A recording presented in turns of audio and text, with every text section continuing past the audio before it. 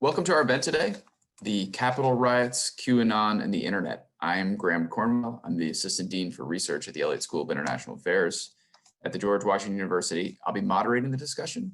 And I'm really glad that we have such a big turnout. Obviously, a very hot and important topic, but mostly delighted to have a unique collaboration from across the university here, university community. So our event today, co-hosted by Leadership, Ethics, and Practice Initiative at the Elliott School, the Institute for Data, Democracy, and Politics, the GW Program on Extremism, and the Rabin Chair Forum. And I want to thank Robin Kahn, Elise Meyer, and Marco Cunniff for putting this all together for us.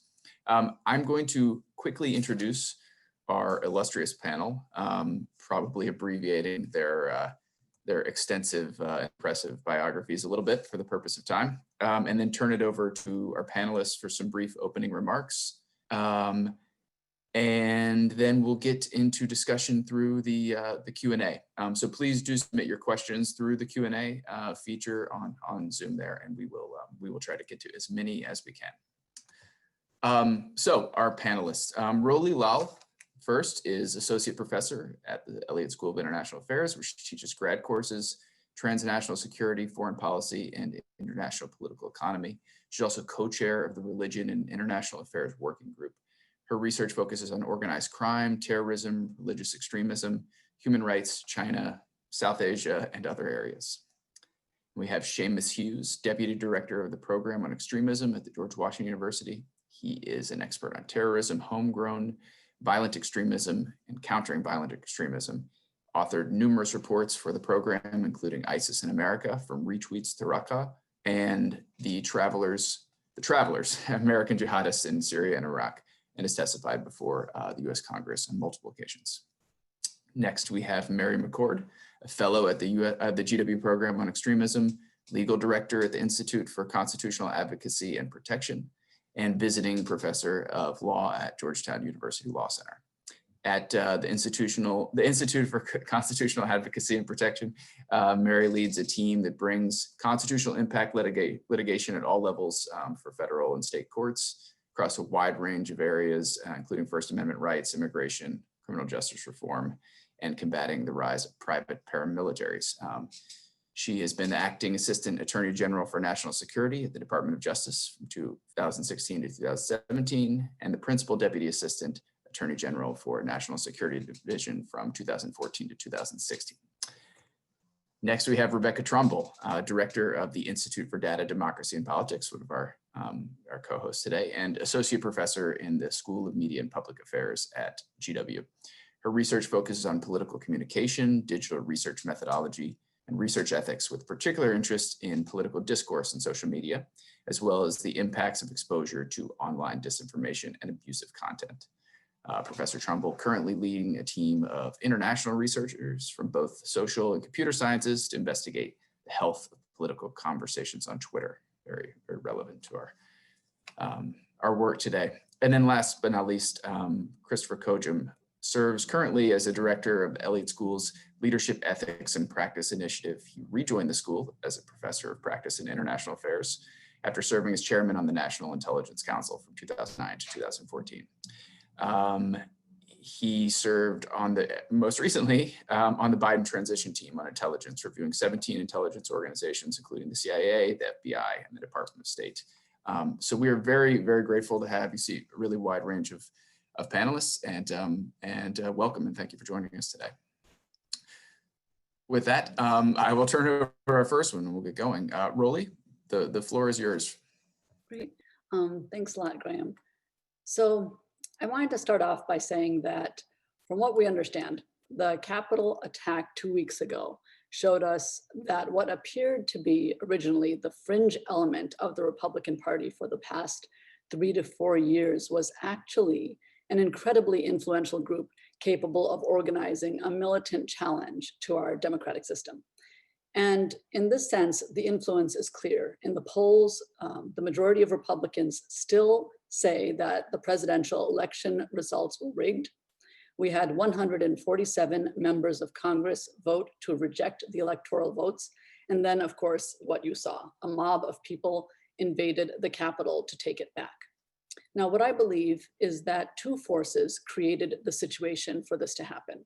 First is the rise of conspiracy as a political force, and secondly, the rise of technology as a force multiplier. So first, the rise of conspiracy in the form of QAnon. This is a group of people who believe that an anonymous person named Q, who has access to classified information, that Q is posting information or something called drops about evil in America and around the world. The conspiracy is that liberals are actually Satan worshipers, and this includes Democrats, and then very famous people are pointed out, like George Soros, Oprah Winfrey, Tom Hanks, the Pope, and the Dalai Lama, as well as Republicans such as the Bush family, and now even possibly Mike Pence. Basically anyone that doesn't go along with the set of events that they've set up. So these, according to QAnon, the Satan worshipers kidnap, rape, and torture children to harvest a psychotropic drug called adrenochrome from their blood. Now, one thing that's important to understand is that QAnon is heavily anti-Semitic. Many ideas that they spread try to suggest that Jews plan to take over the world, with very heavy references to the Soroses and the Rothschilds. But even the adrenochrome idea of taking out the blood from the children is really a recycled version of the medieval idea that Jews are trying to murder children to collect their blood for ritual use. And so we're seeing a recycling of old, racist and anti-Semitic ideas. And on top of that, what we're finding is that all current challenges are quickly pulled into the conspiracy. So for example, they argue that COVID-19 is actually a hoax that was made to influence and control the election. Masks are to control the public. And according to Q, the George Floyd murder was staged by George Soros, and the race riots were actually paid actors. Now, of course, none of this is true, but it's spread and shared over and over again. Now, very briefly, I just want to show a few images that can show a little bit about their beliefs in more detail. So you see on the left here is this child poster, Save the Innocent, Stop the Adrenochrome Harvesting of Our Children. This is a supposedly kidnapped child, and you see the barcode on his chest. This is one of the themes that they have, that barcodes are tracking everybody. And on the right, you have the Rothschilds and the Vatican publicly forming to push the Great Reset. So you see this evil imagery with the Pope because he's not in favor. And then you see these very strong religious overtones, which are fascinating and quite creepy, honestly, because they are infiltrating churches, especially evangelical churches around the US. You can see that there is something that is, this is a film actually, The Trump Prophecy. And on the left, this is a very popular book. It was a bestseller, QAnon and 1,000 Years of Peace, Destroying the New World Order and Taking the Kingdom of Christ by Force. And just in case the imagery isn't strong enough for you there, here we go with Biden as a satanic demon and Trump as Jesus Christ, which is very popular imagery you will see them use over and over again in posts and memes. Now, how was this all spread? It's very emotional, as you can see, and gripping. And it's spread through technology. And that is what has enabled these unbelievable ideas that anyone would say are absurd to spread rapidly. The QAnon followers initially infiltrated anti-vaxxer networks through websites where well-meaning moms were sharing information about the health of their children, the threat of vaccines and commercial food, and that's where you see this organic food connection to QAnon. The followers spread posts about child trafficking in these already existing networks so that people were just concerned about the kidnapping of their children. And this caught my eyes early on because one of my areas of research is human trafficking. And the online Q attention to this had the opposite effect. The real threats to child trafficking started being ignored and overwhelmed by the online program to catch satanic kidnappers. And what we find is that QAnon was able to then gather millions of followers via Twitter, Facebook, and then Parler before being shut down before the riots. And that's where I grabbed these images. I've been on Parler for months before it was shut down. I'm tracking these groups. And then, of course, now I'm on Gab and MAGA book. And so some of the images are from Gab and some are from Parler. So the posts support violent revolution, and they have very strong hate elements. So I think that the questions this brings up that I'm hoping the other speakers are going to touch into are the role of social media in spreading these ideas. What role should the technology companies have in reining in hate speech and extremist groups? Do we want the government to step in instead? If we ban Q on the big networks, they may just go further underground to where people don't see them anymore. And if millions of people have lost faith in the system and no longer vote because Q says it's an illegitimate system, what happens in the next elections? And of course, what does this mean for foreign policy? So with that, thanks, and I'll pass the baton. So the baton goes to Seamus Hughes. Seamus, you're Great, thank you. I hate following that, but I appreciate doing so. I thought maybe I'd do is narrow it down a little bit to the events on January 6th. So the program on extremism, where I work at GW, we announced a tracking of everyone who's been arrested, both at the DC level and federally, for crimes as it relates to January 6th. And they've been coming in fast. In fact, since we started this talk 12 minutes ago, we have a new arrest, right? So we're at 122 individuals who've been charged federally with crimes, including 15 women, 97 men. They come from 36 different states and DC. They tend to be older. So the average age is 41. If you look at the data set of extremism, they tend to be older. There are a good number of former military and current and former law enforcement officers in there. But I think the real takeaway is you're dealing with a hodgepodge of extremism. And so as a researcher, you would love to have buckets, right? You know, here's the white supremacist guys I'm worried about. Here's the QAnon folks. Here's the incel folks. And the answer, I mean, the short answer is these guys are floating a little bit more than they had in the past, right? And so you had folks that were the merely curious, you know, tied into what Rollie said of the, you know, save our children hashtag or stop the steal, things that just kind of, they saw this online and wanted to be part of a movement, right? Or a moment. And then you had the true believers through and through, and, you know, the Proud Boys with their walkie-talkies, or the Oath Keepers with their organized militias. I mean, there are folks that are quite concerning. Even if you look at, you know, a perfect example of that would be the IEDs that were set at the DNC and the RNC. And so we can't dismiss a lot of them as knuckleheads. There were some, but there is a not insignificant number that were quite concerning when it comes to it. And we'll see a roll-up of suspects. We've had about, you know, the U.S. attorneys announced something like 270 suspects. I imagine a good number will keep going up higher.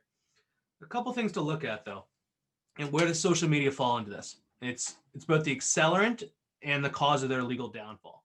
So what do I mean by that? The accelerant, because it allows for recruitment of folks that wouldn't normally get into this movement, whether it be QAnon or white supremacy or any number of other ideologies that were mixed into that day. And so you're able to connect and find like-minded people and encourage them and organize, you know, getting 11 buses, like 2 people got arrested yesterday for hiring 11 buses to ship people down to come to January 6th, right? So you're able to organize and fundraise online, right? But it's also a legal downfall. So if you look at the criminal cases that were filed, the criminal charging documents, you know, 80% had some reference to social media. 40% of them had some reference to their own social media. So they're taking selfies next to the George Washington bust at the Capitol, and that makes it relatively easy to roll up folks for charges. Now, why are they doing that? You know, some are just didn't think they were doing anything wrong, and that's a small subset. And others really, truly thought they were part of the Second Revolution. And so why wouldn't they document the next 1776? And why wouldn't they be part of that play? So there's that concern. Let me wrap up with 2 last points, which is, I think I got lost in the shuffle of a conversation, but I think it was quite important. The FBI put out a bulletin to state and locals last week, and to raise concerns, which are the same concerns I have, which is these folks organized online, for the most part, came to DC and met people. They hung out in hotels, they had drinks, they had lunches, and you get those real life connections that you didn't have before. And so we can't discount the importance of the offline dynamic here, right? It's similar to kind of terrorist organizations. You're more likely to join a terrorist organization in Syria and Iraq if your best friend goes with you on the plane, right? And so if you have a circle, and this circle is getting larger as groups like QAnon become more mainstream or in the mainstream conversation, if you have that circle that agrees with you and you don't have anyone disagreeing with you, you're more prone to do something that crosses a legal threshold. Finally, the last point I would say is we're seeing a push for deplatforming, and we can debate the finer points of whether multi-billion-dollar companies should have the power to dictate First Amendment rights and free speech. But from a purely practical standpoint, it works, right? If you look at extremist groups like ISIS or Al-Qaeda, when you took them off of mainstream sites, the recruitment pool for radicalization for folks that would go and travel significantly dropped. Now, the folks that are left are going to be more highly mobilized and more interested in it, but you're still dealing with a smaller number. So maybe I'll leave it there and kick it over to Mary, I think. That's a great segue, Seamus, because you've highlighted some of the parallels between the radicalization to violence that we've seen in this domestic extremist movement with foreign terrorist organization radicalization to violence. And it's kind of a heated thing to say, to sort of equate Americans with foreign terrorist organizations, but there really are a lot of parallels that I think we can't ignore. So when I first went from the U.S. Attorney's Office in DC to the National Security Division of the Department of Justice was May of 2014. And a month later, Abu Bakr al-Baghdadi declared the caliphate, the Islamic State's caliphate, June of 2014. That summer saw the hostage takings and beheadings of Westerners, including US citizens, which were, promoted and displayed and went viral over social media. Of course, they were quickly taken down because of their extreme violent content, but not before they were seen and saved and archived, and promoted across the world. What we saw at the Department of Justice during 2014 and into 2015, 2016, as ISIS started taking territory and recruiting foreign terrorist fighters, is that what made ISIS so much different from Al-Qaeda before it is their prolific use of social media to propagandize, to recruit, and to plot and plan. And at first, it was a combination of the extreme violence, like was displayed with the beheadings, also, and at the same time, notions of coming to Syria, where we would have this caliphate that would live under Sharia rule, and it would be essentially a utopian paradise for those who came, and they would have their own educational systems and their own justice systems, and there were videos that were promoted of ISIS soldiers with like kittens and handing out candy to children. So it was this combination of the hard to appeal to those who wanted to, physically overtake property and fight against the oppressive West, and the soft, those for whom it was appealing to this notion of living in a caliphate. And that was used to recruit foreign terrorist fighters really from all over the West, as well as Southeast Asia, Australia, etc. A lot from Europe, as folks know, and plenty who attempted to travel from the US. And in every single case we brought, while I was at the National Security Division, I was there until May of 2017, every single ISIS-related international terrorism case we brought had a social media component to it. Every complaint, in addition to describing what the person did, would describe how he or she started engaging online, sometimes actually with ISIS members in Syria or Iraq, sometimes with other sort of recruiters within the US, and how and that sort of path of radicalization online until finally the decision was made to travel or to send money or whatever. As time went on, and it became more and more difficult to travel, because not only did the US crack down on travelers and bring more and more cases, but other countries who didn't already have material support statutes started, legislating material support statutes so that they could also have some criminal tools for preventing travel.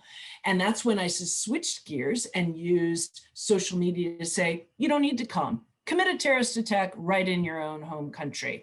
And you don't even need special tools. In America, of course, you've got guns, it's easy, but use your car, use a knife, use whatever you have. And we saw car rammings, etc. This is the type of thing that I've now seen in 3 years, almost 4 years of tracking this rise of extremist movement in the US.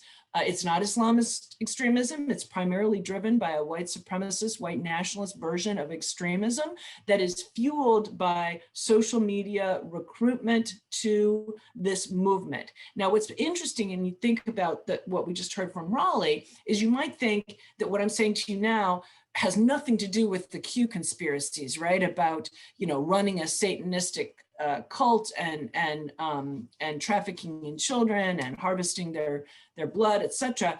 But what we've seen is that these conspiracy theories have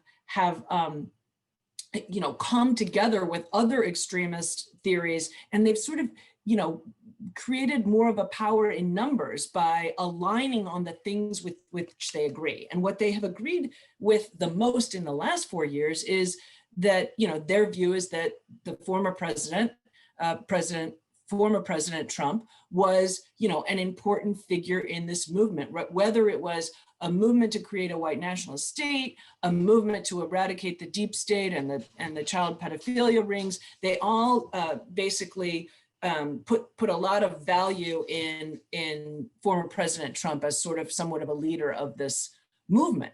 And what we've seen is similarly, and we're seeing it in every case, as Seamus just indicated, if you look at the complaints, there's a social media element in every one of these cases, very much like the social media elements we used to see in the cases against international terrorists. And what you've seen online, and now what we've seen on the ground, is also very similar. You have people who start to dabble in conspiracy theories, they start to dabble in extremist content, and then there is gradually a radicalization toward the willingness to go out and actually commit an act of violence. Now, not everyone does that, of course, but not everyone did it in furtherance of ISIS either, but that's that path. And then what we saw, of course, on the ground 2 weeks ago is we had thousands of people in Washington, D.C. that encompassed the most extreme conspiracy theorists, QAnon believers, extreme far-right, unlawful private militia organizations, some of whom Seamus mentioned, violent street gangs. And then you had people who I think honestly believed that there was election fraud and were there to exercise First Amendment rights. But the phenomenon when you get those extremists in the same place with, people who might not ever have thought they would engage in any kind of active violence, but you're all in one place, and then they're egged on by, the former president who has a veneer of credibility and has been stoking this disinformation for more than 4 years and has doubled down post-election. They did things that they would not have otherwise done. And you are hearing now some of them saying, we just did what we thought President Trump told us to do. So I think we have to understand the significance, and Rollie has, both Rollie and Seamus have talked about this, the significance of disinformation on social media in the radicalization process.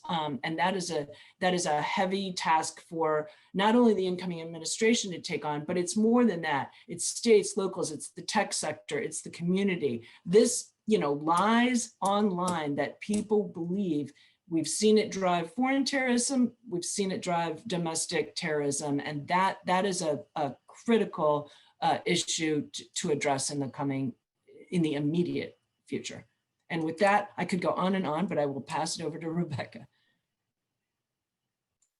Thank you, Mary. And I think what you were saying at the very end there was a nice segue for the things that I'd like to take a few minutes to talk about. And that's really the role of social media in all of this, and thinking about where we go in terms of these big tech companies from here.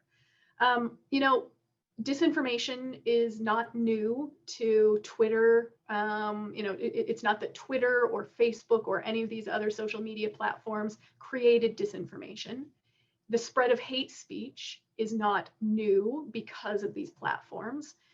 In fact, the spread of hate and disinformation across very large spaces is, it can be tied for decades back to things like sharing of hate speech, speeches actually given by people and recorded on cassette tapes, and those cassette tapes being mailed literally all around the world. What social media has done, of course, is made this easier. Seamus referred to the accelerating capacity of social media, and that's crucial. But I think the other thing that we have to really keep in mind and underline here is that the very basic foundational business model of these platforms incentivizes exactly this type of behavior. It makes it much, much easier for people to feel comfortable sharing these ideas because they are simply exposed to them more and more and more. Because when you have platforms that are optimizing for exposure and engagement, right, the things that we pay more attention to, whether we're doing so in an affirmative way, right, to share that we agree with this, or even to condemn it, or, especially on Twitter, dunk on it, continues to spread these things. So social media plays a very clear an important role in accelerating, amplifying these horrific phenomenon. But another thing that I want another point that I want to get across is that we don't actually have a full picture. We don't fully understand what the platform's role are actually in all of this. And that's in large part because the platforms remain black boxes to us.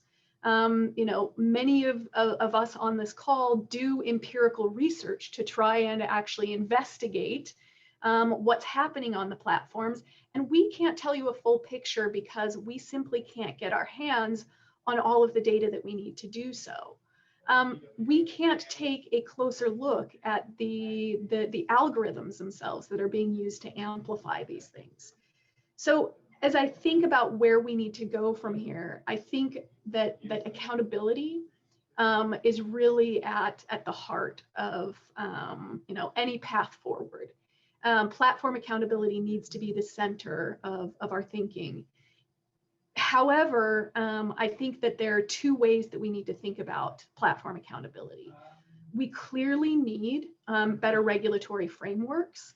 And the first movers in this area are across the ocean from us. The European Commission is just in December, mid-December, released a draft of the Digital Services Act, which, to be honest with you, I've been very, very closely following the Digital Services Act and the work that was leading into it, the discussions leading into it.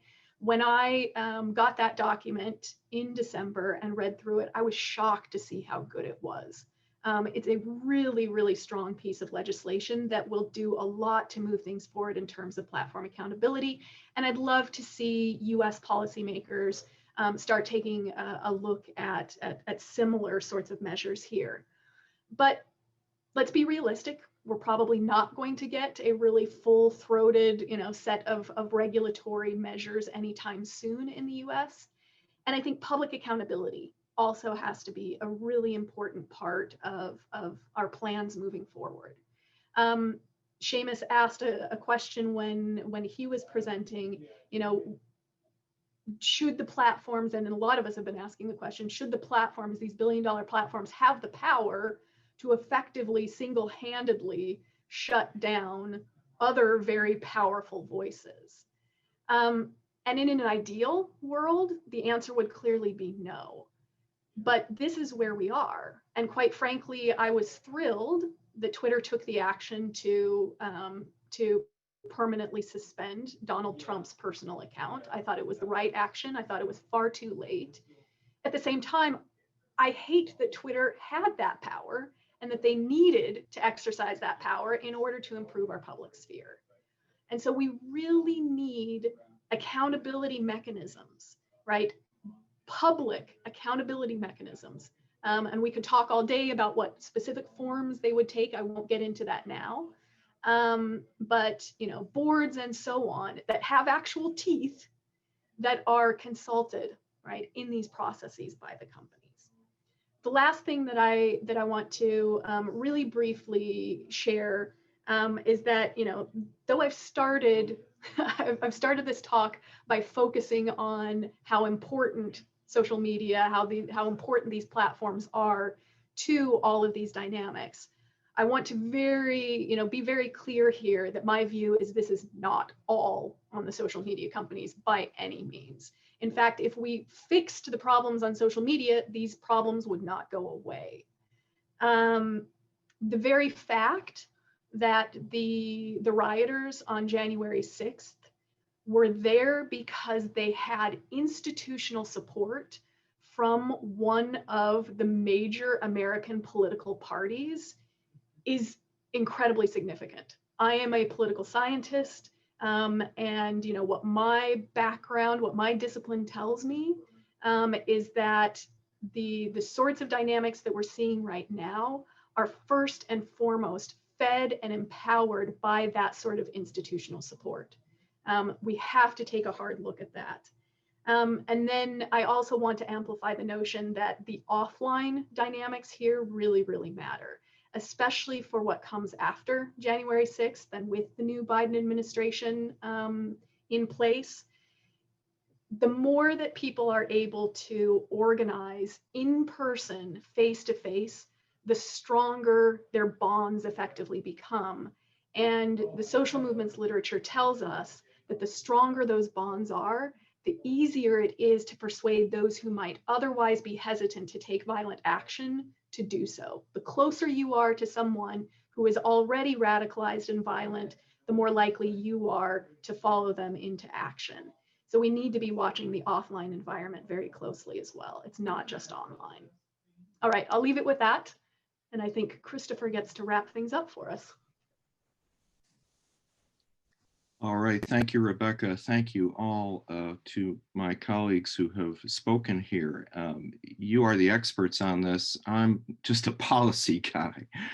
And so my question really is, okay, what do we do about this? And I want to pick up a little bit where Rebekah left off, and that's with Section 230 of the Communications Decency Act. We've had a lot of discussion of it. Former President Trump hated it. Everyone criticizes it. In short, it's the service provider's dream. Their lobbyists got it set into law, and it's a great get out of jail free card for every service provider. You have no legal liability for anyone who you host, and at the same time, you have complete control by terms of service agreements who gets on and who gets off, who is permitted. And as Rebekah has pointed out, that's a totally opaque process. Twitter doesn't block anybody until the day it decides to do so. The same is true of other service providers. And this seeming unfairness, depending on your point of view as to whose voice gets allowed and whose does not, has really led to the very sharp criticism from left, right, and center over this vast power that the service providers have under their terms of service agreement. They don't allow violence, hate speech, pedophilia, etc., but they are the sole ones deciding who gets to have a voice and who doesn't. So that's a big problem. Okay, well, if you don't want the service providers to do it, how about having the government in charge? Well, guess what? You run straight into the First Amendment.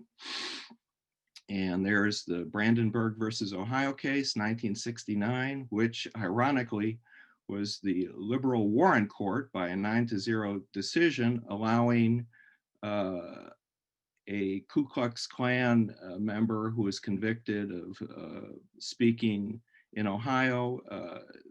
That conviction was overturned on the notion of free speech. And so the legal standard today is there must be a link to, quote, imminent lawless action if you're going to block speech. Well, as Rollie has shown us, there's a lot of horrific, terrible speech out there that's absolutely untrue. And it's linked to imminent lawless action. Well, pretty hard to demonstrate. Pretty hard to have that hold up in a court of law. Okay, well, I've worked much more of my life on international terrorism than domestic terrorism, and we've got this very powerful legal tool called Designation of Foreign Terrorist Organizations. And if you provide material support to such an organization, boy, are you in a world of trouble. You make a phone call, you give a ride, buy lunch, much less any much more grievous activity in support of a terrorist organization, you are subject to very severe legal consequences. They can put you away in jail for a very long time. Well, should we have a designation of domestic terrorist organizations? Wow, that would be, so you do anything to help such an organization and you're in great legal trouble. The Supreme Court, of course, has not ruled on such a case because we've never had such a legal authority to designate domestic terrorist organizations, but it is made clear in opinions on other subjects and what the court call, or what scholars call dicta, that it would view such designations very, very unfavorably. So there's real trouble with the legal tools that we use for international terrorism to apply them to what very clearly is domestic terrorism. So what do we do about it? I'm just going to use the last bit of my time to say that the responsibility rests with each of us. This is a great big social problem that permeates the entirety of this country. And every student, every person on this call has a responsibility to work on behalf of truth. In your career, stand up, advocate truth, and speak out against it. Also, simply ripping a page from President Biden's remarks yesterday, we've got to reach out, seek to understand each other, and engage in dialogues that are difficult ones, and to broaden our sources of information. That's as true for anyone as much from my side of the political aisle as the Republican side of the aisle. So this problem is deep-seated, it's vast. In a sense, it has regrettably always been a dark part of the American story. Social media and the former president certainly amplified it by several orders of magnitude, but the problem is with us even though he is out of office, and organizations have been deplatformed. So I'll stop right there. All right, thank you all for those really good opening remarks, kind of taking us from the empirical to the analytical and into the policy. We have tons of questions in the Q&A and the chat. I see we're using both. And I think I'll just start off. This is sort of a broad one that's been posed, but might be good to drill down on a little bit. Do we know if there is sort of a predominantly, what does the average Q profile look like? So either socioeconomic, economic, or regional, or is there one at all? I'll take that real quick. Regional, I have not really noticed, even though I know that there was a lot of support in the Midwest and the Middle America, but it's also in the coasts, and it's in Texas, and it's everywhere. So when you look at the profiles on Parler or Magabook and so forth, and Gab, they are predominantly white, and a lot of the posters are male, though there's a very significant female component. There are actually African Americans and a very small smattering of Asians in terms of ethnicity. But I would say it's very, very highly predominantly white, male and female, mixed. And I haven't seen a Jewish component that's missing. Yeah, it's everywhere across the US. It's also age-wise, you're seeing, yeah, college age all through, you know, retirees. So it's the full demographic as far as I can see.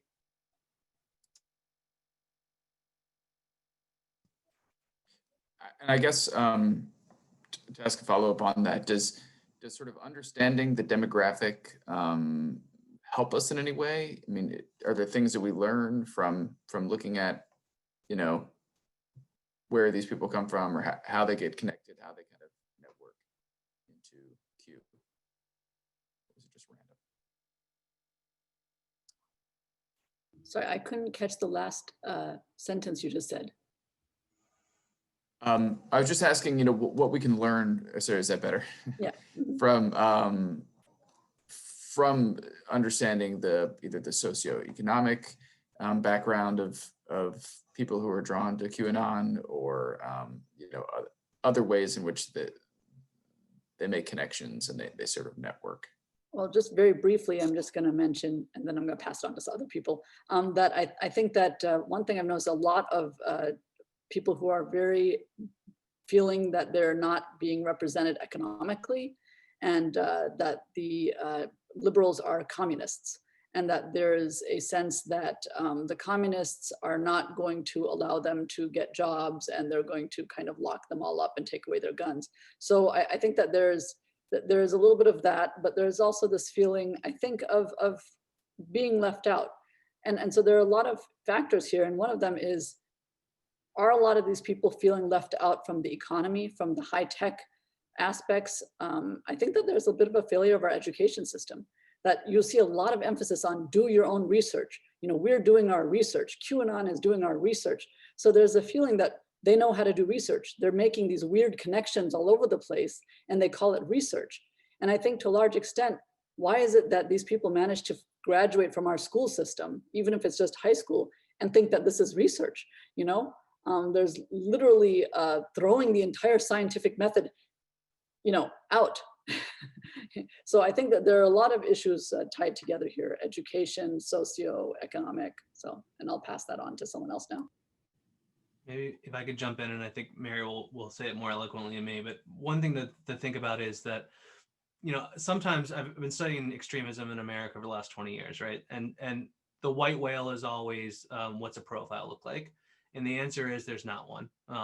You know, it runs a gamut. If you look at the guys, men and women who have been arrested, it's, you know, as young as 17, as old as 77. So age demographic doesn't matter. Socioeconomic, it crosses. What I think is probably more relevant, especially for this conversation, is how do they come across it, right? What is their where's their first inclination and understanding of a conspiracy theory? Does it happen on mainstream platforms and then they jump off to more niche or smaller platforms? Or is it the other way around? Is it a in-person kind of conversation in a coffee house or through a mask, right? Or not a mask if for some of these folks. And so you want to figure out where is their entry point and where's their exit point from getting their information. And that'll help you kind of build out how you should do counter and alternative messaging for it. I think Rebekah had a really good point, one of many, which is, you know, we're talking about a black box when it comes to information from social media companies. And so we don't really know that jumping off point. And there has been some movement to do, you know, preservations of social media profiles of individuals that were drawn on January 6th, but that's a legal approach, right? And that information will likely, if ever, come to any researchers of real substance to dive into. And so until we understand the kind of the pathway, at least the online pathway to radicalization, I think it's hard for us to jump in to try to counter that. Yeah, you pretty much said what I was wanting to address, Seamus, very well. I would also note, you know, and Seamus, I know you're very well aware of this too, that when ISIS did declare the caliphate and we had a problem of people seeking to travel, we also tried to figure out what was the common denominator, right? And there, just like with this movement, there really wasn't one. I mean, there was a relative youthfulness to those who attempted to travel, but there were plenty of exceptions of older people. And so it was difficult to kind of pin it down. But I think Rollie made some good points that I would say were applicable to that time period as well, that oftentimes the people who were vulnerable to disinformation online and recruitment into, promulgating that disinformation. Now it's QAnon. Back then it was, disinformation about the West and imperialism and, about what the caliphate could be. Disinformation, frankly, about the Islamic faith.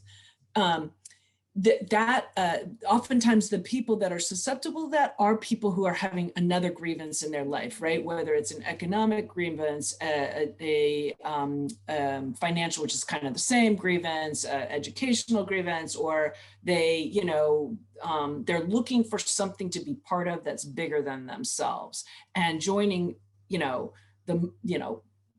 following the Islamic State gave them this cause to be part of, just like following QAnon, taking part in, rallies early this year against governments, state governments, pandemic-related orders, stay-at-home orders, masking orders, like that gave them a cause to gel around. This summer, pushing back against racial justice demonstrators gave them another cause to gel around, somebody to be the enemy, and that enemy became Antifa. And we still see that now. And we saw that, we're even seeing that since the January 6th insurrection, that now a lot of the online disinformation is saying that was all a big Antifa plot. So similarly, in this movement, we've seen those who also became vulnerable to the disinformation about the election and who, bought in hook, line, and sinker to the Stop the Steal movement. Again, this gave them something to be a big part of. And if you listen to, some of the interviews of people like during the siege, the journalists interviewing them, or if you watch that compilation of videos from the siege that Politico produced, which is amazing, you'll see, them constantly talking about this bigger movement, a revolution, right? 1776, something to gel around. And so, the demographic doesn't seem to be something that we can really get our hands around, but this need to be part of something bigger, a way to address their perceived grievances, is a driving force of this extremist movement and every other violent extremist movement that I've worked on in my career. If I could, I'd love to really quickly build on that. Mary, I love the way that you phrase this as the need to be part of something bigger. If I put my professor hat on for a minute, there are two books that I would very highly recommend that people who are more interested in this topic take a look at, specifically from political psychologists. One is Irony and Outrage by Danigal Young, and the other is Uncivil, I just lost the title, Uncivil Agreement? No, I can't. Sorry, I will look it up very quickly and drop it in the chat for everyone. But by Liliana Mason. And what both of these texts have in common is that they take a psychological approach to looking at these questions, but they don't reduce the answers to psychology. And really what both texts show us is that the desire to, and the ultimate membership in these sorts of organizations or movements are fundamentally about identity. And if we don't start taking these identity issues much more seriously in our scholarship, in public reporting, right, journalistic reporting on these issues, that we're really probably going to lose the plot here. If instead we keep trying to focus on, the socio-demographic profiles, especially with class, right? We just have so much evidence that shows us that though often these grievances are expressed in economic terms, those who are expressing those grievances come from across the socioeconomic spectrum, right? We have very, very wealthy people who are making economic arguments that they are, harmed and underprivileged and all of this. And so what we really have to go back to are the kind of core identity mechanisms that allow people to search for and find belonging, find a group of people who are really like them in some way, even if it means effectively kind of reforming their own identity.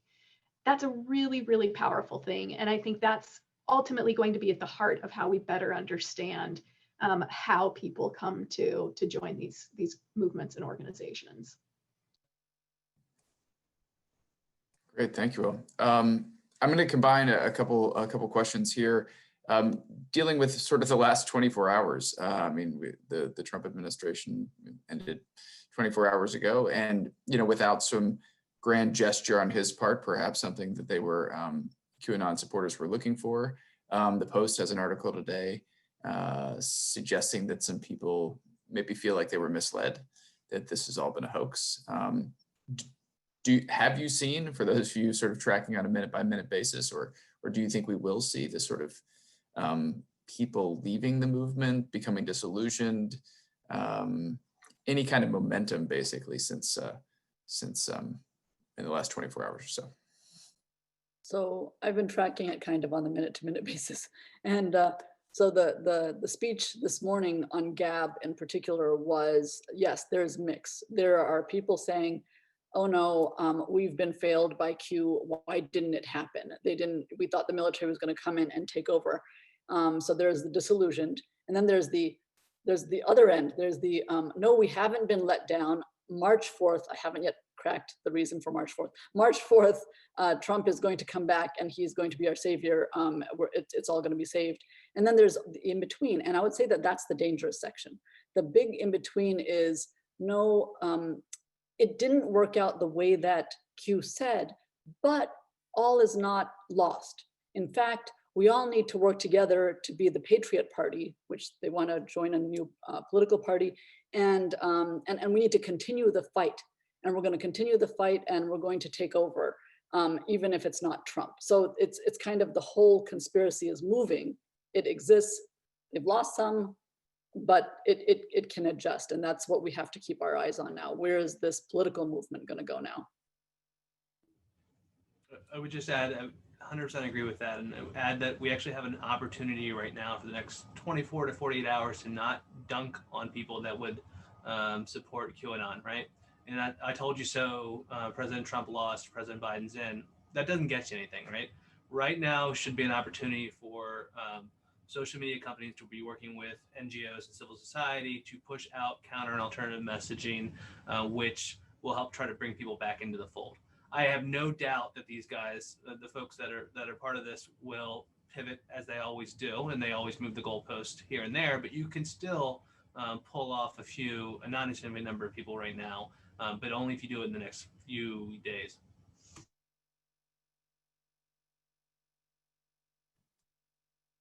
To pose a follow-up to that, I think coming from me and perhaps drawing on a few of the questions I'm reading, how do we do that? I mean, you talked about civil society. I mean, what does that really look like? Who's intervening and how? And as private citizens, are there things we can do besides not dunking?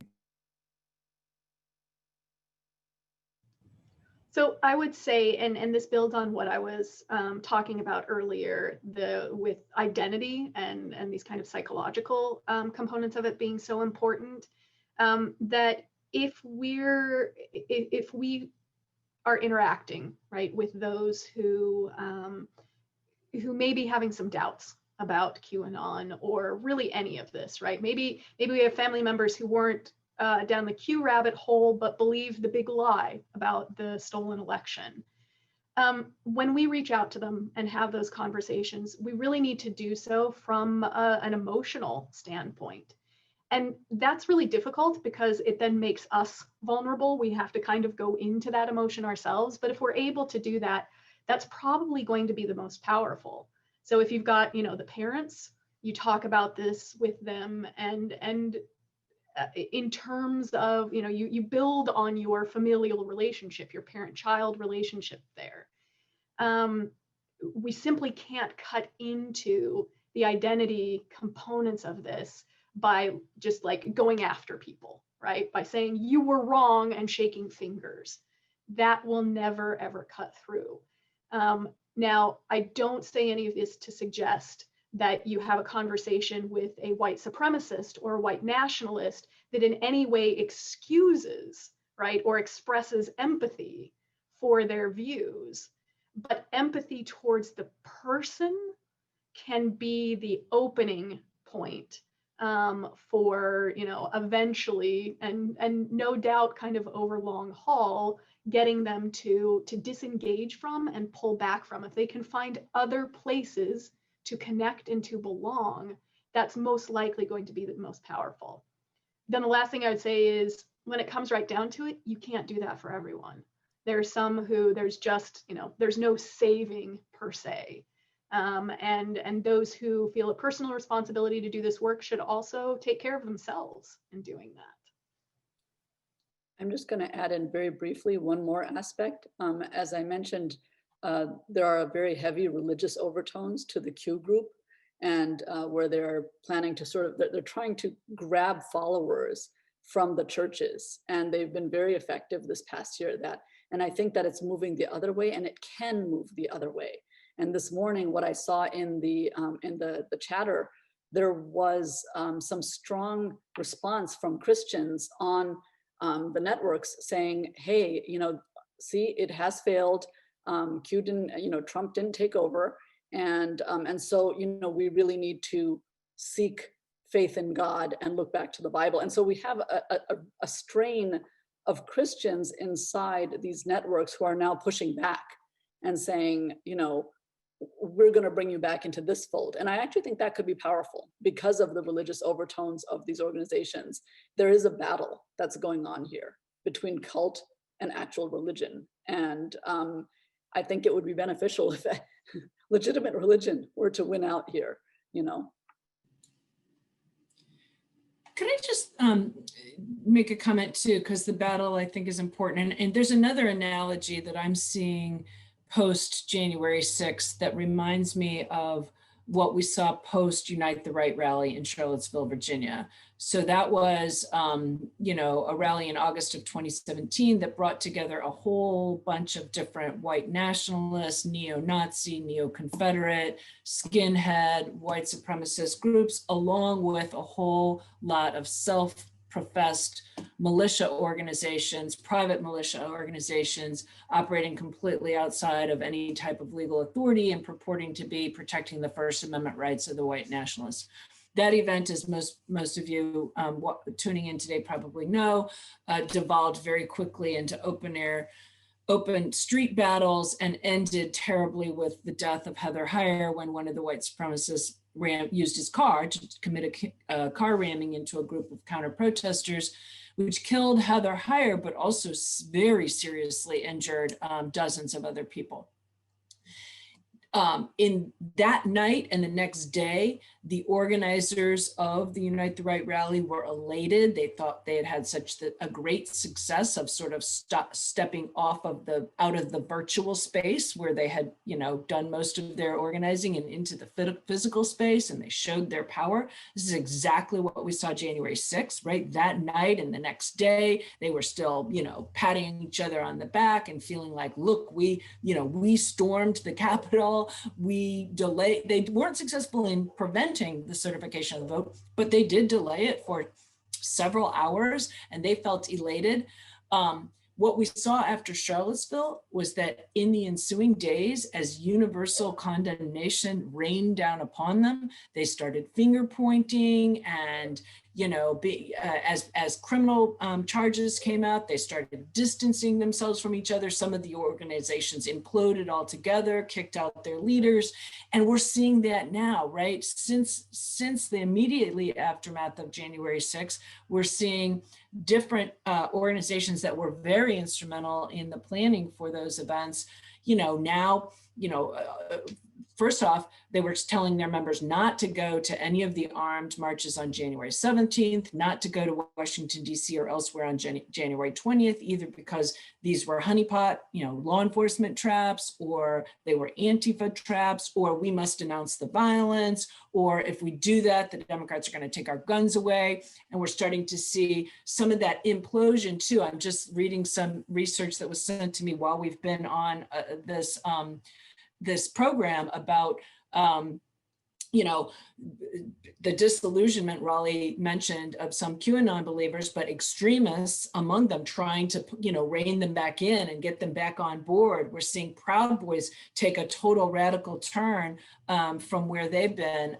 So we're at a moment, to pick up on Seamus's point, we are at a moment, I think, where there is this dissension. There is the opportunity for some of the people to maybe course correct. The extremists, that's not going to happen. They're going to find another rallying cry. I mean, we've got a Democrat in the White House, so they're going to get right behind, you know, Second Amendment absolutism and other things like that they've done in the past. But there is a moment here where I think there's a big, you know, portion of those who were drawn into this extremism who have this chance to rethink it, and for whom leaders like religious leaders and others whom they trust, Republican leaders denouncing violence, denouncing insurrection as being just a bridge too far, I think, you know, could have appeal to a chunk of these folks who were drawn into extremist rhetoric and worse. Okay, thank you. Let's turn it now to talk a little bit about sort of domestic terrorism, how we define this a little bit, and what utility that might have. I mean, is it appropriate to categorize the movement as just simply terrorism? Do we need that kind of qualifier of domestic terrorism? And what would officially categorizing it as such, or creating that kind of category, what would that do in practice? Yeah.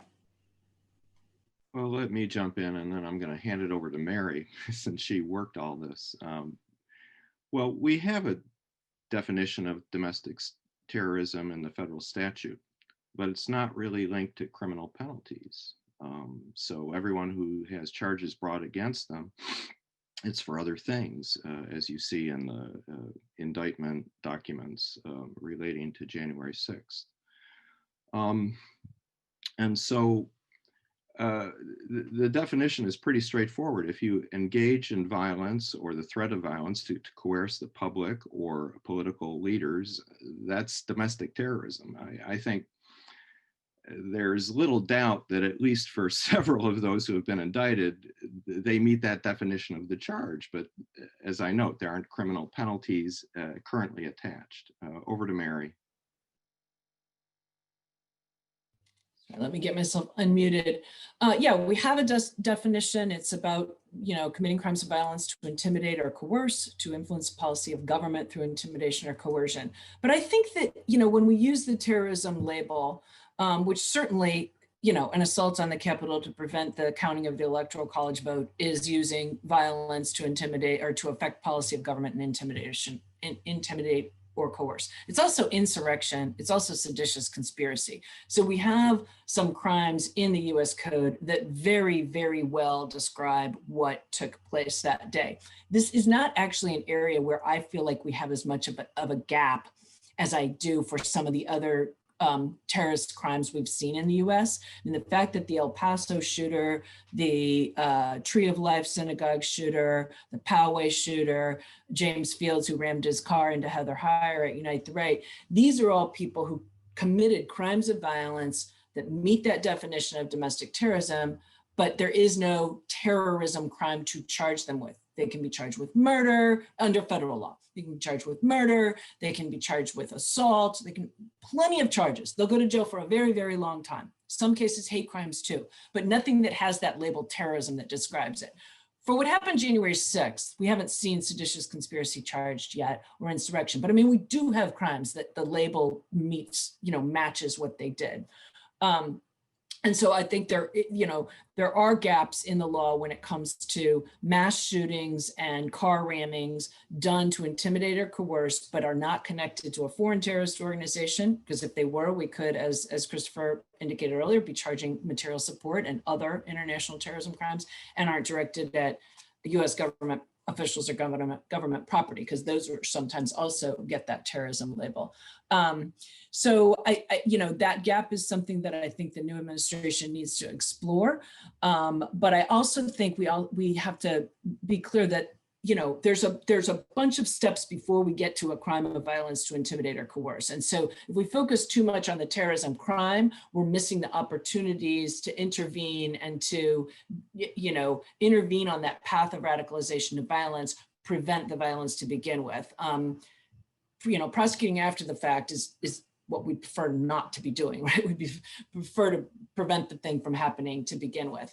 And one last thing I do want to say, just because I saw some questions about this, and I've been asked this by a lot of reporters.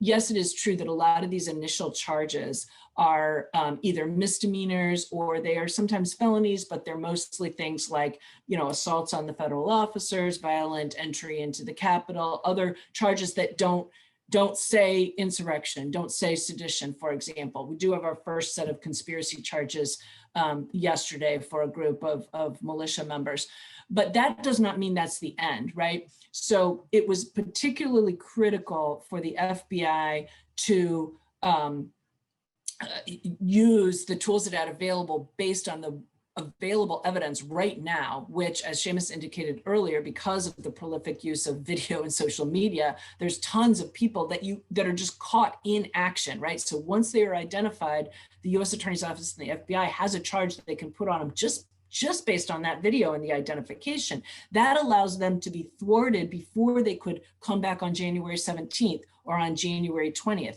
That doesn't mean that's the end of the investigation into those people. So those investigations will continue. For those who have already been charged, where the evidence will show something more significant, I expect that, you know, we will see indictments that add additional charges. Maybe not everybody, some are still just going to be misdemeanors, but those who are involved in organizing the most, and those who were, you know, plotting the more extensive violence, those who were in conspiracies together, we will see more significant charges. So this is not the end.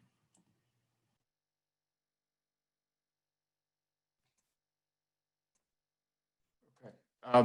I want to turn now to deplatforming and start a little bit of a conversation, because there are lots of questions about it, about, you know, whether or not this is sort of the right move for social media companies to take. You know, what kind of power they have and what they should be leveraging, and then what the government can do about you know, perhaps managing these things and their ability to kind of control speech in this way. Questions kind of coming from both sides. So the floor is sort of open, again, trying to combine some things that people are asking in the chat and Q&A. I can start us off there. Thanks. Yeah. If that's okay. So why don't I start off with the question about whether platforming works and why, or sorry, deplatforming works and why.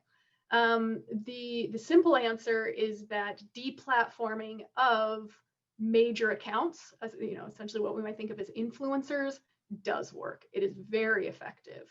Even before Donald Trump's personal account was suspended, we had a number of cases of this.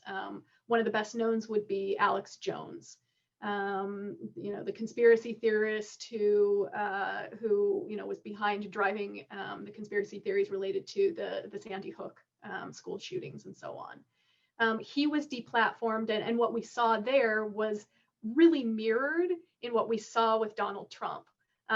There was one platform that took the first tentative step, and then others came up to the table and said, okay, we'll take similar steps. And then finally somebody said, okay, we're just completely suspending, and everybody else did too. You really need a kind of first mover in this regard. But what we saw with the Alex Jones case and a number of others that were similar in the wake of Alex Jones being banned from these platforms was that you know, his influence, at least within these spaces, was dramatically reduced. And you know, even his non-social media platforms, his radio show and so on, suffered as well. For someone like Donald Trump, I think the consequences are going to be truly profound. It's not that he was silenced. He can, especially now that he's out of office, certainly go on the airwaves on places like One American News and Newsmax, and to some extent likely Fox News as well. But those aren't places where you can get this lovely Twitter bite-sized outrage shoved in millions of people's faces instantaneously, and then amplified by the mainstream media, right? That's really been the key to Donald Trump's success, that he tweets really small, really powerful bits of outrage that then, because he's president of the United States, he's a true influencer in every sense of the word, all of mainstream media picks up on. Without Twitter, he doesn't have that anymore. CNN isn't incentivized to follow Fox News and report on what Donald Trump said on Fox News and so on. So I think Trump his voice has been significantly impacted by this decision. I should note that while we've been talking, I got a message from a contact at Facebook making sure that I knew that Facebook has just announced that they've given over the decision about whether or not to fully deplatform Trump to their oversight board. So, this one kind of public accountability mechanism that they've built in, I could talk about that for a while. I won't. I have some issues with it. But anyway, they've handed it over to them to make the more permanent decision. Lots more that I could say on this, but I think I'll stop there for the moment. Graham, if it's okay, because I'm going to actually have to say goodbye after this question to get on to another event, but I want to ask those of you who do research, because I heard some data either yesterday, I guess it was the day before yesterday, that since the deplatforming on January 7th, disinformation was down 73%. Now, I'm not exactly sure how that data is collected or measured, but that's a staggering number. And I don't know about the rest of you, but I have felt, and I don't do social media, I will, but you can't help but hear about it anymore because it makes the news, but it has felt sort of refreshing in the absence of the constant tweeted lies. And I guess I'm curious, for those of you doing research, does that number set, is that data right? What's it based on? And shaking your head no. But I would otherwise fully subscribe to what Rebekah said, that, and sometimes I get asked that based on my history. Like I get asked, well, is it good to deplatform, or then won't people just go into, deeper, darker, encrypted apps? And my answer always is, yes, that does happen. But right now, the barrier to entry for those deeper, darker, more, different platforms, encrypted, a lot of people just aren't going to mess with it. Whereas Facebook, Twitter, they're so easy, they're so ubiquitous, they reach so many more people. They actually have the air of sort of a normalcy and a legitimacy that gets that I think people feel like if they're getting it from Facebook or Twitter, it must be okay. If they have to go to this other thing, maybe that would be a little bit weird. So the most extremists will still go to other platforms, but that's still, I think, a great improvement over the massive appeal of the main platforms. Mary, I can address that very quickly. So I think that the way that that data was presented was a real misnomer in itself, not disinformation, but misleading. What they were really looking at is the amount of conversation, the amount of tweets really about the elections. I have no doubt that when you have Donald Trump and Lynn Wood and other true central nodes within this larger disinformation network taken off, that certainly disinformation declined. But I don't put much credence in that number of 73%. Thank you, and thank you for having me. Thank you for joining us, Mary. Bye. So I want to, since this is, we, at least from the Elliott School, are thinking about this in an international perspective. To one, maybe ask how the rise of QAnon and its role in the Capitol insurrection last week, or rather 2 weeks ago, was interpreted abroad, And also if we're starting to see transnational, kind of connections in the movement itself, whether they're kind of connecting with other conspiracy-based movements in other countries. So I'll jump in for a second here. Some of the things that I've seen is that, yes, other countries were shocked and horrified at what happened, of course, 2 weeks ago here with the Capitol attacks.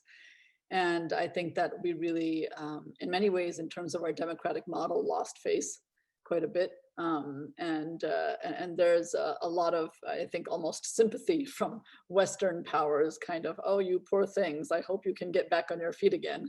So there's a little bit of that going on.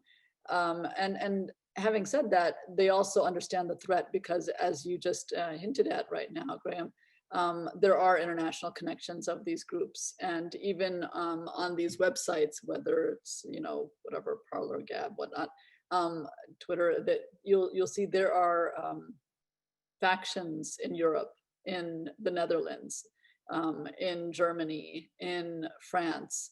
You'll see strands of this running in other languages. So, and this is still QAnon, and it's QAnon-based theories that are all-encompassing of basically conspiratorial ideas about governments all around the world. It's an international conspiracy, of course, that they're believing in.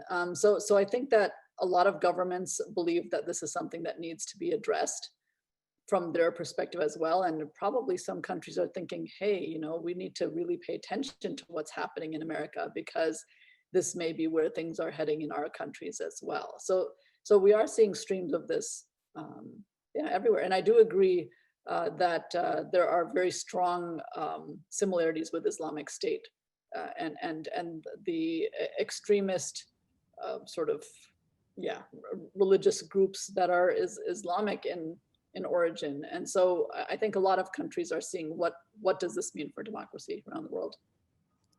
If I can just add another aspect of the internationalization, which is looking at domestic terrorism, which is is increasingly becoming a bit of a misnomer. All right, you're seeing international connection, whether it be trading of funds, Christchurch being a great example, trading of information.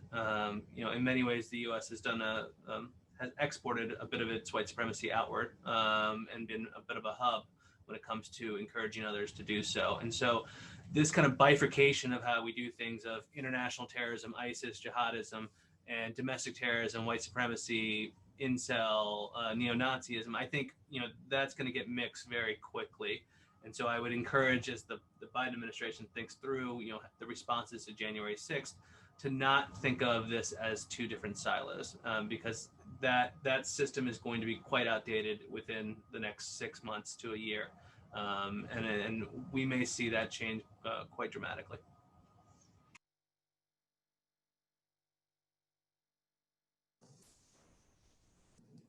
I'm going to take the prerogative of the moderator here to ask a question that kind of puts this in a little bit of maybe historical perspective. And we're talking about, the rise of, and Rollie mentioned this in her introductory remarks, the rise of conspiracy as a political force. And I wondered if there are any comparative examples from the past, whether the 20th century or perhaps even before, where we see a conspiracy, like this sort of circulate and then kind of percolate to the surface in a very powerful way, and in this case backed by institutionally by, at least in some form, by a major political party. Just going to very briefly say, absolutely yes. We've seen this with the Nazis. And this is very, very similar in the way that they rose with the very strong spreading of anti-Semitic and Jewish domination of the world conspiracies prior to the rise of Hitler, and the fact that, oh, we need to destroy this threat in a very conspiratorial and all kinds of weird pseudo-scientific reasons. We need to have genetic purity, we need to have all this type of thing. And if you look at a lot of the details of the Nazi party back then, you will see very, very strange and horrifying connections to what's happening today. So I would say that's one of the strongest ones. But even if you look at China in the last century, the rise of Mao Zedong, there was a lot of conspiracy involved in his rise to power as well, against, all kinds of elitists and this and that. So a lot of authoritarian leaders have historically used conspiracy as a way to spreading conspiracies against groups that they feel are, need to be moved out of the way in order to consolidate power. And the use of conspiracy is very powerful because it feeds on ideas that people have been hearing a little bit since they were little. And then when a person in authority or a person in leadership spreads some of these ideas, then people say, aha, I've been vindicated. It's true, isn't it?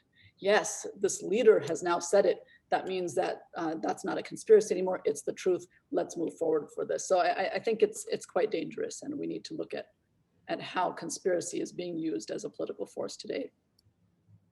Yeah, I would just add, if you're looking for an American example, I think of recent years, actually one that's relevant now is, John F. Kennedy's presidential run, when you had anti-Catholic conspiracies abound in terms of his being controlled by the Pope and things like that. So there, politicians are keen to kind of touch that third rail of conspiracy if it helps them move on to a larger kind of platform. So we unfortunately have a history of this.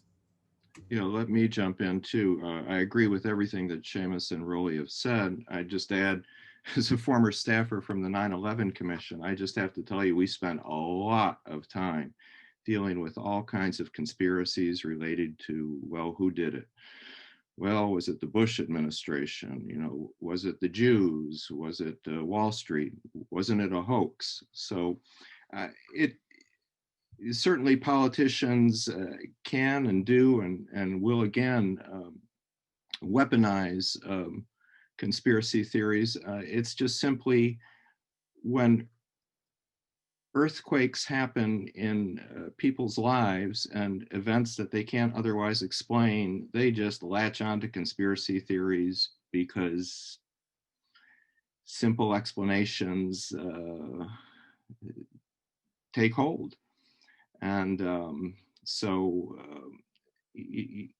and many others have written eloquently about this, the vast disruption to America's industrial base, and lots of young people who can't get the jobs their fathers and grandfathers had. And, we've got a problem of opioids and unemployment, all the things that Stephen Bannon picked up in his American Carnage address. That is just all fertile ground for conspiracy theories in the general public and weaponization by politicians. So, maybe to close, I could just ask, we've talked a little bit about how the government, might respond, the Biden administration might respond. What does the GOP do? There seem to be conflicted feelings within the party about how to instrumentalize this movement or not. And I'm just curious, what do you think the next steps for how the Republican Party deals with this? And sort of I don't know if we're in a post-Trump era, but we're at least, he's perhaps temporarily sidelined from these questions. I think that's really, really hard to answer, especially right now. And if nothing else, the last 4 or 5 years have made me particularly hesitant about predicting what we might see in the political realm and from the political parties. Clearly the Republicans have an important choice that they're going to have to make pretty quickly. And the trial, the impeachment trial in the Senate will be very, very telling. That will be the clearest signal, I think, for everyone of whether or not the Republican Party has taken a look at things and decided that Trump is actually a liability. And there the logic would be, well, he lost the presidency, the House, and the Senate for the party.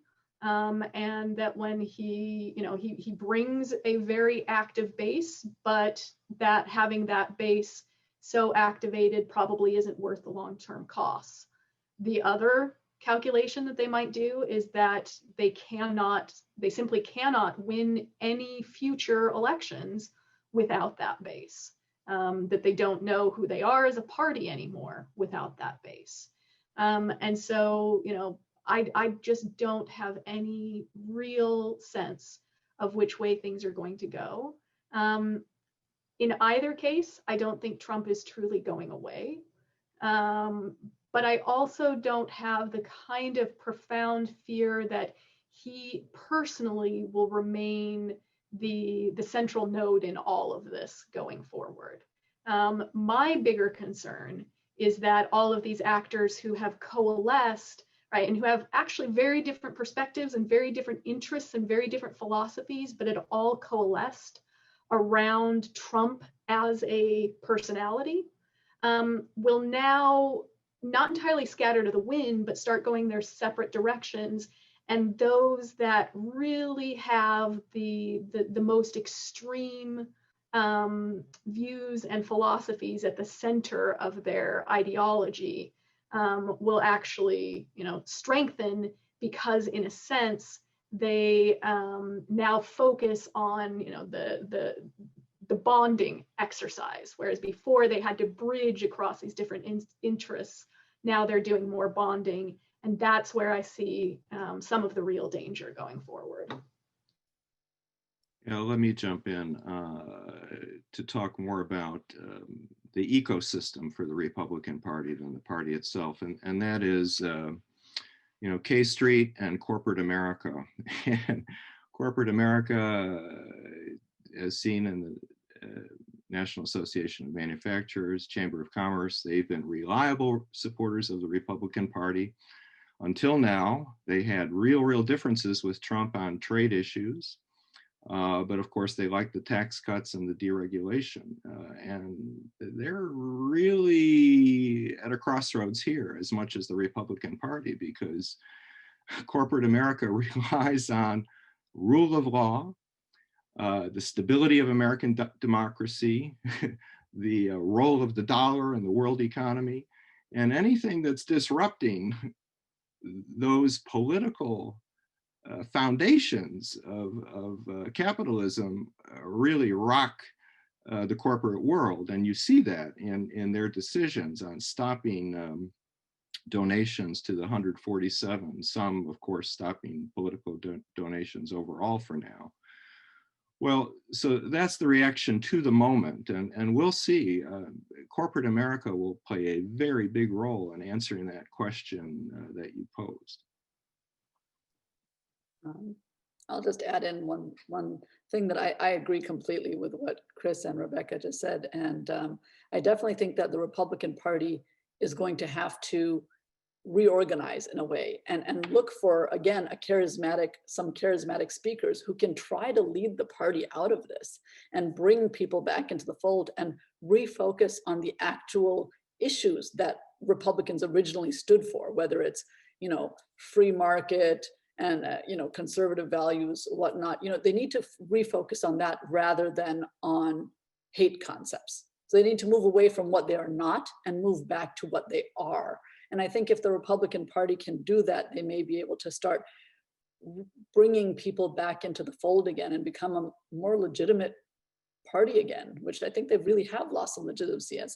As Chris was just mentioning, losing all this corporate support is a very strong signal saying this is not American, this is not what we're looking for as a country, and hopefully that will help push them in the right direction.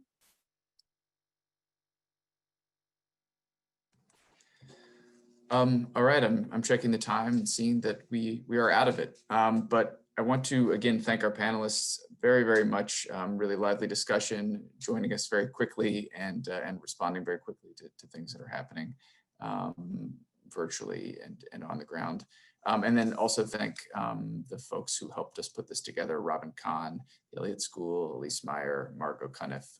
Thank you again for organizing and for getting this. And of course, thank you to you all. We had over 200 people joined us, and so really much appreciated. Thank you, Graham. Thank you, everyone. Thank you Bye, all. everybody. Have a lovely day. Thanks, Graham.